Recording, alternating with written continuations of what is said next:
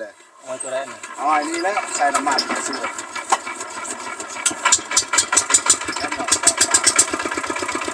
มีเบรกป่ะระวังได้ผมมีเบรก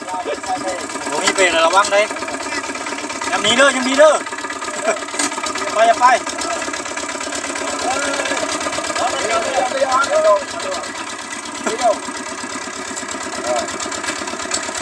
ไปอยู่บ่ว้าวอ้าวต่อไปแล้วว้าวได้นี่สะดุดเนาะ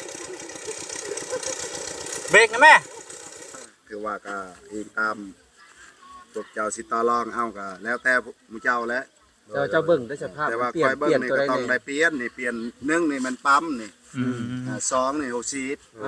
ถ้าเปลี่ยน2อย่างนี่แกว่งนี่บาทเดียวติดถ้าบ่ติดนี่ค่อยฮับแม่นตอนนั้นถ้าติดแล้วปกติมันก็ใช้งานได้เลย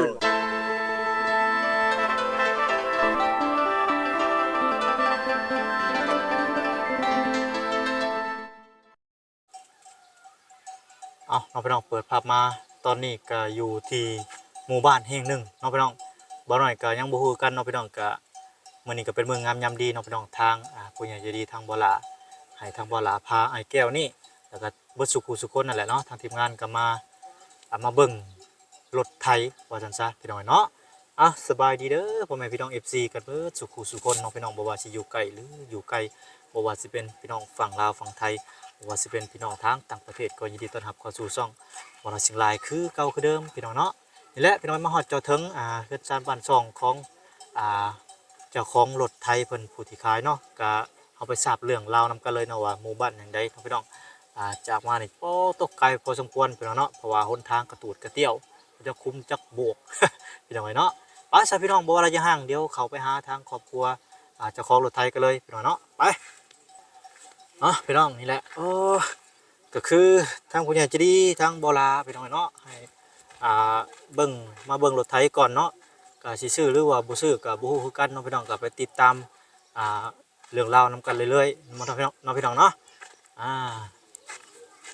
ซึ่งไอ้แก้วเพิ่นเนาะพี่น้องก็เพิ่นก็นอนบ่หลับหลังจากทางเบาหล่าได้ไปแจ้งข่าวว่าสิซื้อรถไถไปเบิ่งรถไถเนาะเพิ่นก็ป๊าดแบบว่าความฝันอันยิ่งใหญ่ของเพิ่นเลยเนาะเพิ่นอยากได้รถไถนะประมาณนี้พี่น้องเนาะจะแบบว่าเครื่องมือทำมาหากินของพี่น้องไถไห้ไถนาขนเขาคล้องขอสัญญาพี่น้องเนาะนี่แหละน้อยเนาะจะถึงโอ้สบายดีเด้อสบายดีโอ้โตพี่น้องสบายดีบ่ล่ะเด้อโตสบายดีบ่ล่ะพร้อมสบายดีได้เด้อสบายดีอันนี้บ่แม่นโดยแม่นแล้วนี่แหละส้มราคาถือว่ามื้อนึงบ่เพิ่นว่าโอ้สีเขียวพี่น้องสีเขียวอันนี้เป็นโค้งยังอันนี้สยามแท็กเตอร์โอ้สยามแท็กเตอร์ซื้อได้จักปีล่ะประมาณ10กว่าปีอ๋อ10กว่าปีแต่ว่าคือคนประหยัดถือคนประหยัดเบิ่ง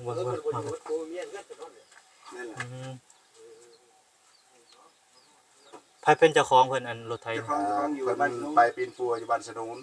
เพิ่นยังบ่อยู่บ่เพิ่นยังบ่อยู่แต่ลูกก็ไปนำหมู่วัดนึงเมื่อวานนี้วันเสาร์นี่บ่เจ้าของบ่อยู่วันนี้ตะแกรงเฮ็ดเด้อ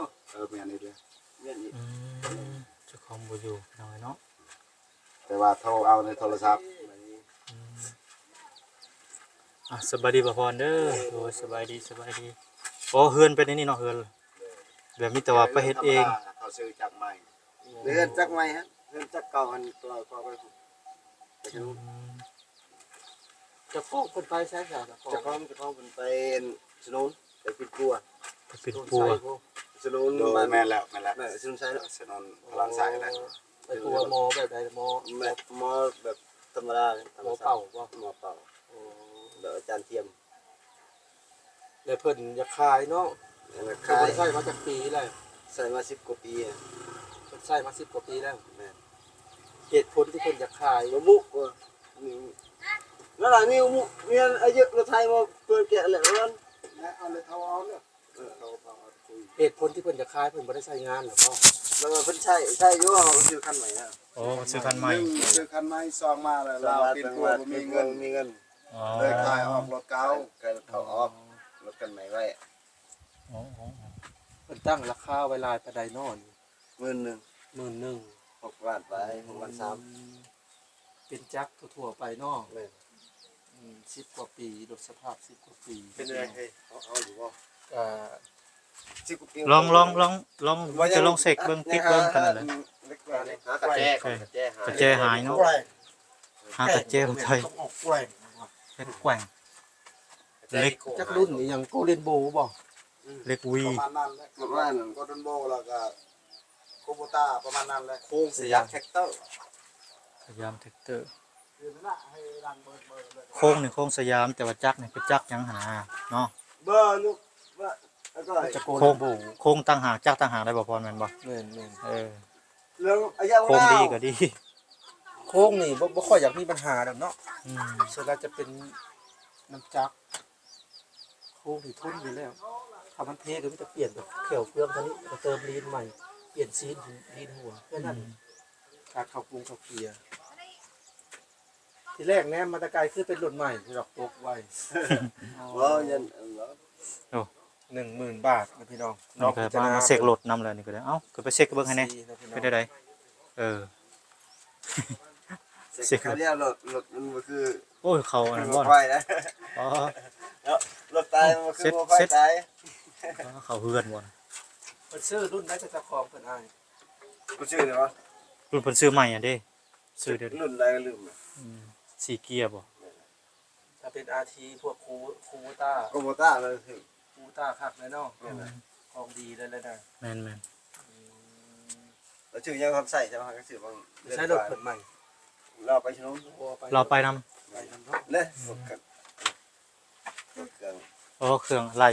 เครื่องทำลายไถนากินเล็ก ไฟรถแล้วเก่าๆนับเตตีเล็กทำตีนคุณอยู่หน้าผม หาก็ซื้อปีนี้บ่ทันได้ใช้เลยบ่ แล้วใส่ห้างสี่2 เดือน โอ้เรียกว่าซื้อยามแรงนี้ยังทันได้ไถนาชมปีนี้ ในเครื่องตีนเล็กตีนยังกับตุนยังอยู่หน้าผม โอ้ จ่ายเงินมือตกลงเอาจ่ายเงินแล้วก็เอาตัวนั้นพร้อมเอาตัวพร้อมนับแต่ขาดนับแต่ตีนเล็ก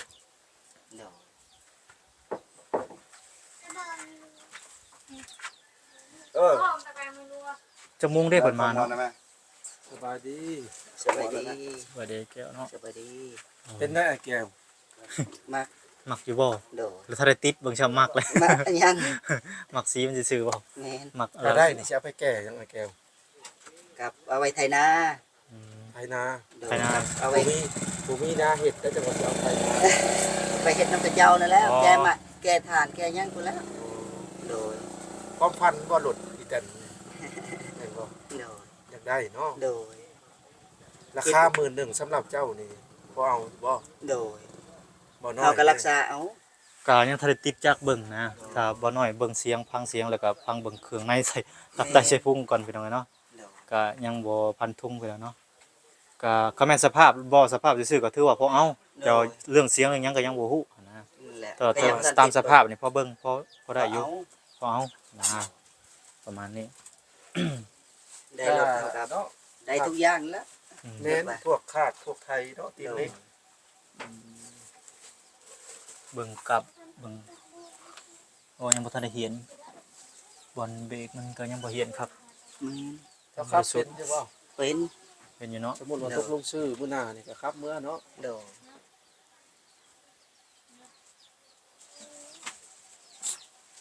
ก็ถือว่านักได้10กว่าปี แม่น ถือว่านักพอสมควรได้ใช้งาน โดย จนเละเทะเบิดพุ่นแหละคิดว่า แม่น ยางนี่ไปต้องเปลี่ยนใหม่เบิดนี่ แม่น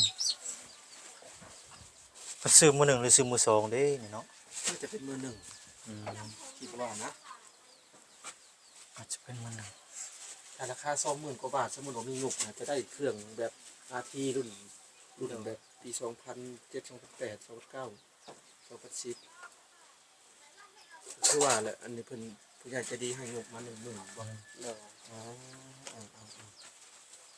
อันทาดีก็เอาได้เอากับวงใดมันเสียเอากับไปซ้อมเอาโดย ตามสภาพเนาะ โดย ตามสภาพ Đi ta quen muốn quên đi à? ก็นี่ไง ตามสภาพแล้วพี่น้องเอ้ยนี่ก็เป็นรถนั่นเด้นี่บ่บ่พรรถจักรยี่ห้อหยังนี่ Honda เทน่าบ่เทน่าเบิ่งระบบเกียร์ก่อนโอ้อันนี้2 1ว่างถอย แม่นซอยอยู่ ตัวเลขยังบ่ลึบเนาะอ๋อแต่ของเก่าเข้าตะกี้น่ะคือว่าดีเด้ โดย ยังก็แข็งเล็กนี่ก็แข็งทุกอย่างแข็งเบิดบ่ลื่นบ่ลอกแฮง 4-5 คน โอ้อันนี้ก็สลาจะแข็งเบิดเนาะพี่น้อง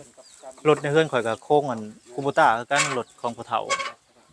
แน่นดีถ้าว่าแปลงเดี๋ยวนี้แบบ ตั้งใจเฮ็ด ทางนาบ่าวเพิ่นออกไปใช้งานแล้ว เพิ่นตั้งใจเฮ็ดนี่ อืม ขาด เด็กได้ดีเนาะ อันนี้เป็นเฮือนไฟเนาะหรือว่าเฮือนอยู่ พอกไตเนาะ ใช่อันนี้เป็นเฮือนเพิ่นอยู่เนาะเฮือนเพิ่นอยู่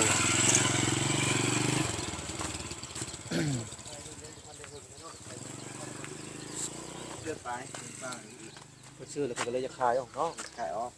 ขายเอาเป็นพวกจะเป็น ทางเป็นสิ่งคักเลยไอ้แก้วเอ้ย ปีนขัวบัวเลยทางเป็นนี่ตรันตรันตรันสิ่งเลย ได้เฮ็ดได้เฮ็ดใหม่หมด บุเล่มีอันเดียวเนี่ยว่าบุเล่นี่ฮะต้องมีบุเล่อันนี้บุเล่สี่แม่นบอกว่าบุเล่สี่ครึ่งบ่บุเล่ห้านี่จะไว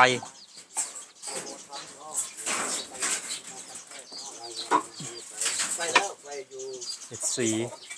คันเร่ง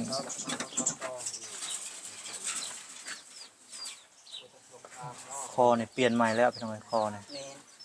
คอแต่ว่าเบิ่งสภาพนี่ป๊าดเนาะหนักแห้งเลยแบบว่าเล็กนี่คือว่าทนแห้งเลย สมราคาเนาะ มีแต่นั่นแหละไปเฮ็ดใหม่ไปยกขึ้น ทางมัน เจ้าว่าท้ายรถอันนี้มันจักมันบ่หัวมันก็โอเค มีโครงอีหยังดินอะไรบ่บ่ได้หัว รับประกันคุณภาพพี่น้องเนาะอ๋อสติกเกอร์ยังบ่เปื่อยบ่เน่าอยู่จังเลย สติกเกอร์ยังคือเก่าอยู่บ่เปื่อยบ่เน่ารุ่นเก่าดีเด้รุ่นเก่านะ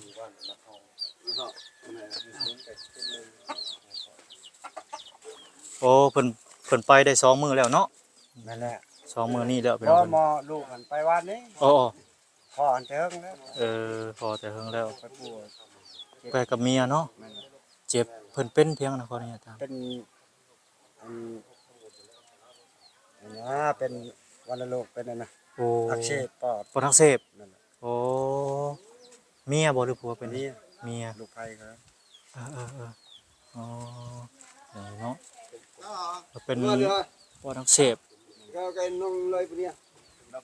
คนแนวป่ะ อันเลยปะเนี่ยก็มาในรับปะเนี่ย เบอร์ ตากแป้ง เบอร์เราก็มีบ่โทรหาเราแล้ว ตะบอนพืชกระมัง เบอร์เราก็อยู่น้ำลูกไผ่เขาอยู่หน้าเขาเอาไปเอา เดี๋ยวเบอร์ไผจะเขียนไว้ในผานี่เบิ่งดูนี่บ่แม่นบ่ แม่จะไปเอา โอ้ อยู่นานำเอาอยู่นาแต่งเลยหรือลาชื่อสันท่าเข้าวัน อ่ะน้องพี่น้องในเวลานี้ตอนนี้ก็ยังรอถ่าเจ้าของเพิ่นมาอยู่น้องพี่น้องรอเจ้าของเพิ่นมาแต่อันไปห้องหมอน้องพี่น้องหรือว่ารอทางลูกทางหลานเพิ่น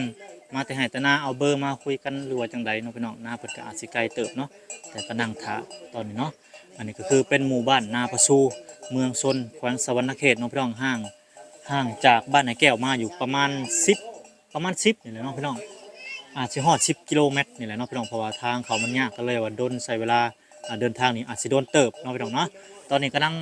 พากันนั่งรอถาเพิ่นอยู่พี่น้องเนาะนั่งเว้าพืชกันอยู่เว้าคุยเรื่องกันอยู่ว่าสถานะตกลงปลงใจกันว่าสิจังไดเนาะพี่น้องเรื่องราวของรถไถรถอีแตนรถไถเดินตามนั่นแหละเนาะพี่น้องเนาะให้ทางไอ้แก้วเพิ่นพอได้ใช้งานก็บ่ฮู้ว่าเพิ่นสิเอาแท้หรือบ่หรือว่าจังใดก็มีแต่รอติดตามเบิ่งนํกันเนาะพี่น้องเนาะแล้วก็อีกอย่างก็ยังทันได้สตาร์ทเบิ่งเสียงเบิ่งโครงทางในมันเนาะพี่น้องเบิ่งเบิ่งทางในมันว่ามันสิได้บ่หรือว่าจังใดเนาะก็มีแต่รอเบิ่ง มือเปลี่ยนเอาเองตัวนี้เปลี่ยนเอาเอง ได้ สายพันธุ์หมอน้ำบ่ บ่อันปั๊มมันซื่อ ปั๊ม นี่แหละแบบปั๊มใหม่ ตัวนี้สายพานหมอน้ำบ่ ได้แม่น ตัวนี้บ่ นี่ นะ นี่ เป็นสายพานหมอน้ ครับกาดเลยเด้ของเก่า ำเก่า ได้แล้วติดใหม่นู่นตัวก็ได้ ใส่บ่ได้ ติดเครื่องเบิ่งบ่นี่เนาะ ติดบาดเดียวบาด ทาง เดียว ลูกหลานเรามาแล้วบ่นี่ ร้านเราเอาเก่ง ต้องอ้อยคันอ้อยนี่ติดบาดเดียวของปั๊มมันสิเพเลย ๆเอาตัวได้นี่ อ้อยนี่แหละใส่น้ำมันกระสุน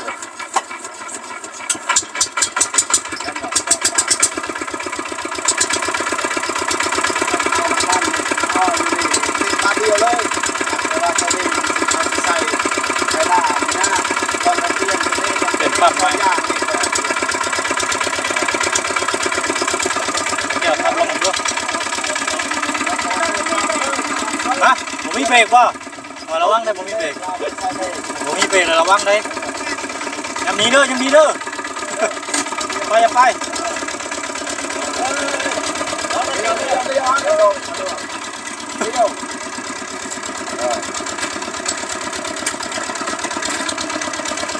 เอาแก้วไปแล้วบัด โอ้ไปแล้วใช้ได้เนาะเป็นไงบ่น้อย ฮะ เป็นไงเป็นใต้บ่อ่อนตาอ จั ยู่ งหวะ ใต้อยู่เนาะโอเคใช้ได้ทนราคา11,000เนาะ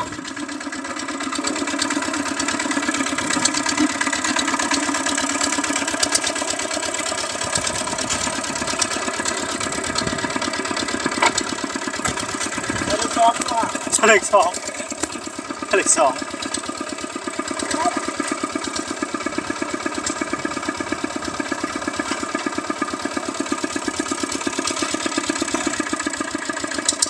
เลขสองเคยใส่หรือเปล่าเอาไอ้แก้วลองเลขสปีดเบิ่งไปเนาะ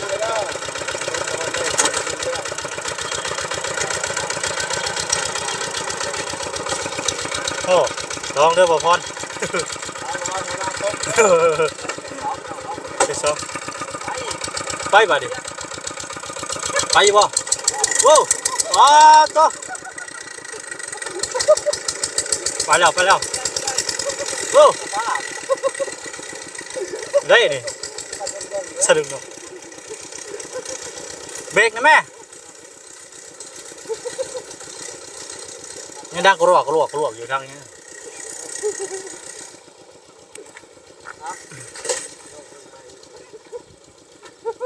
ไปเลยเหรอประจักษ์นะหยุดได้อยู่ป่ะ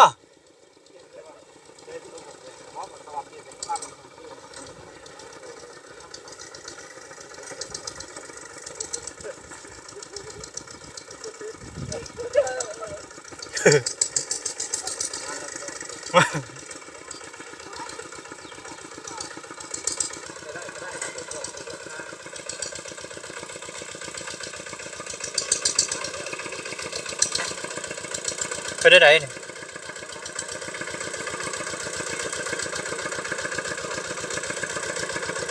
ไปได้ไหนแก้ว เลขสองนี่เลย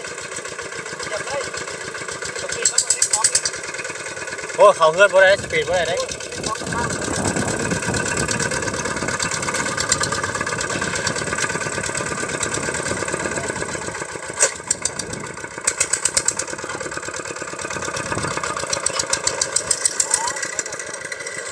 บาดเดี๋ยวกูควบไปเฮ้ยโอ้ตัวเจ้าอีจังนักกูควบไป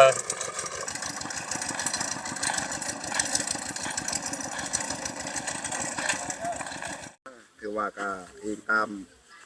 พวกเจ้าสิต่อรองเอาก็แล้วแต่หมู่เจ้าแหล้ว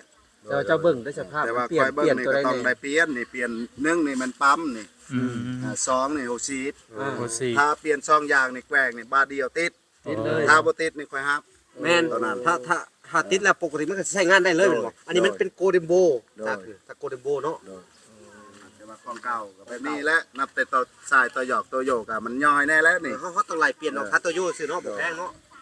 เออ แต่สภาพความเป็นจริงคือว่าจักรเนี่ยเสียงมันยังโอเค ยังพอพังได้ พอฟังได้ พอ เนาะ เป็นไปได้ไทยหน้าก็ยังแล้ว ไทยหน้าก็ได้เบิดเนาะ ได้ บ่เป็นหยังมีแต่2อย่างนี่เนาะคือว่าเฮาติดต่อกับเพิ่นต่อรองกับเพิ่นให้เหลือ 9,000น่ะจะเอาตัวนี้ไปซ่อมตัวนี้เนาะ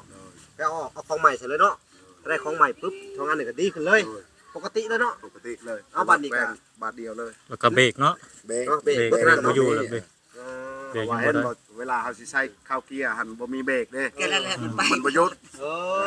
โอเคตอนนั้นบ่มีปัญหาบ่โค้งบ่มีปัญหาเนาะ บ่มี อันนี้มันเป็นโค้งของไอ้ยังว่าสยามเทคเตอร์ สยามเทคเตอร์ของรุ่นเก่า ของรุ่นเก่า เสียงยังบ่ดังกรกกรกกรกกรกเสียง อันนี้ว่านัดเตบี้นี่คอนมืดนี่ อ๋ออันนี้บ่เสียงนี่ดังบ่ นัดเตย่างนี่มันคอนมืดแล้วมั แค่พี่อันนี้บ่แพ้หรอกเนาะ แนวมันจอยมันแล้วนัดแต่นั้นของเก่า เอาจังซี่ซะ อันนี้ก็คาดนี่ใส่พานนั่น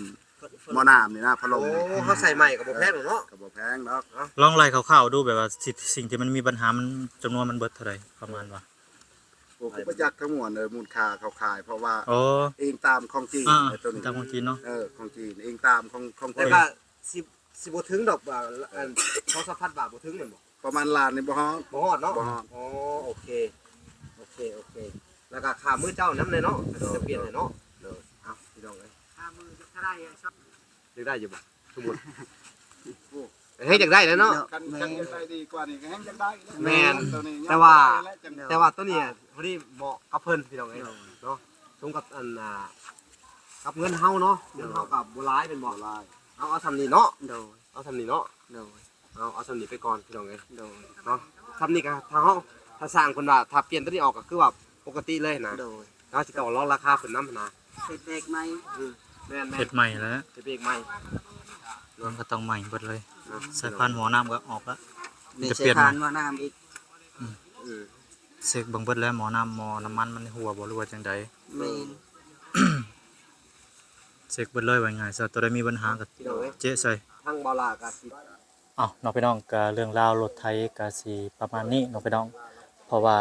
เนาะก็ทางบ่น้อยก็ยังบ่ได้คิดว่าสิฟันธงก็คือทางบ่ลาเพิ่นว่าเอาบ่หรือว่าจังไดเนาะถามมาทางบ่น้อยแล้วก็บ่พรพี่น้องเนาะทางบ่น้อยก็คิดว่าอาจจะฟังหางเสียงก่อนเนาะพี่น้องเนาะหรือว่าไปโอ้ลมกับทางผู้ใหญ่ใจดีก่อนเนาะพี่น้องเพราะว่ายังบ่เท่าอย่าเผาตัดสินว่าซั่นๆเนาะต้องได้ฟังเบิ่งก่อนถามพ่อแม่พี่น้อง FC ก่อนเนาะพี่น้องว่ารถรุ่นนี้มันแบบเหมาะสมบ่ได้บ่ซื้อได้บ่หรือว่าจังใดเนาะพี่น้องเนาะก็เห็นตามสภาพนั่นแหละพี่น้องเนาะที่บ่น้อยถ่ายทำให้เบิ่งนั่นแหละก็ถ้าว่า FC ท่านใดเนาะพี่น้องซื้อหรือบ่ซื้อก็สามารถพิมพ์มาได้เด้อพ่อแม่พี่น้องเนาะหรือว่ารถคันนี้มันเหมาะสมบ่หรือว่าจังใดมันได้บ่หรือว่ามันยังขาดหยังหรือว่าถ้าสมทบกันบ่หรือว่าจังใดเนาะทางบ่น้อยก็คิดว่าสิหลายๆท่านบ่สมทบกันหรือว่าจังใดถ้าว่าพาวฮีตแฮงก็ทางแม่แม่ใหญ่ใจดีทางบ่ลาว่าให้ซื้อก็จังว่าซื้อเนาะพี่น้องเนาะถ้าว่าสมทบก็สิเอาคันใหม่หรือว่าจังใดประมาณนี้เนาะพี่น้องเนาะก็สามารถพิมพ์มาได้พี่น้องเนาะความคิดความเห็นก็ได้พิจารณากันเบิ่งพี่น้องเนาะว่าเป็นจังใดโดยป้าซะพี่น้องก็เรื่องราวมื้อนี้ก็สิประมาณนี้แหละบ่น้อยก็สิได้กลับก่อนเนาะพี่น้องเนาะมื้อหน้ามื้อในหรือว่าจังใดก็มาเบิ่งกันใหม่เนาะพี่น้องเนาะป้าซะพี่น้องพบกันอีกพี่น้องอีพีนี้ขอกล่าวคำว่าสบายดีพี่น้องสบายดี